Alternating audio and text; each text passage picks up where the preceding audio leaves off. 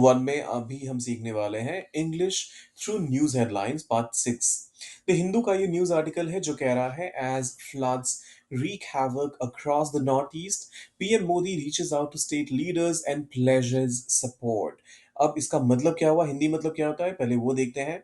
As floods wreak havoc, जैसे या फिर जब फ्लड्स बाढ़, रीक हैवक का मतलब होता है तबाही मचा देना, बिल्कुल सब कुछ तबाह कर देना।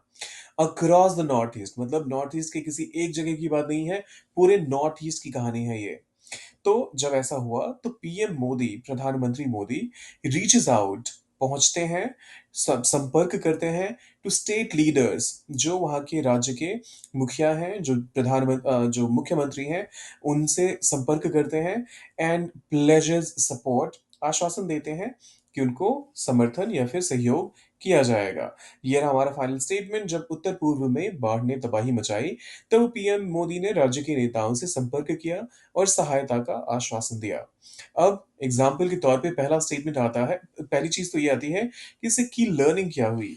टू रीक हैवक, इसका मतलब होता है बहुत बड़े स्तर पर तबाही मचाना। किसी भी चीज में, ये किसी कंट्री के बारे में हो सकता है, किसी कंपनी के बारे में हो सकता है, किसी इंसान की जिंदगी के बारे में हो सकता है।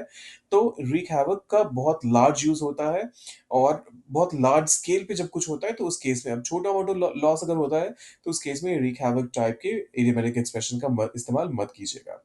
अब एग्जांपल्स देख लेते हैं। बाढ़ ने पूरे गांव में तबाही मचा दी। The flood wreaked havoc across the village। The flood wreaked havoc across the village। फिर आता है, कोरोना महामारी ने देश की अर्थव्यवस्था में कहर बरपाया।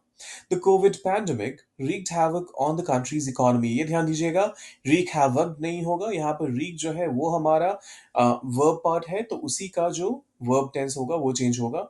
आप फ्रेज के एंड में ईडी नहीं लगा सकते। The Covid pandemic wreaked havoc on the country's economy। Cyber attack ने सिस्टम में भारी गड़बड़ी पैदा कर दी। The cyber attack wreaked havoc on the system। The cyber attack wreaked havoc on the system। झूठी अफवाहों ने समाज में भ्रम और अराजकता फैला दी। The false rumors wreaked havoc by spreading confusion and chaos in society।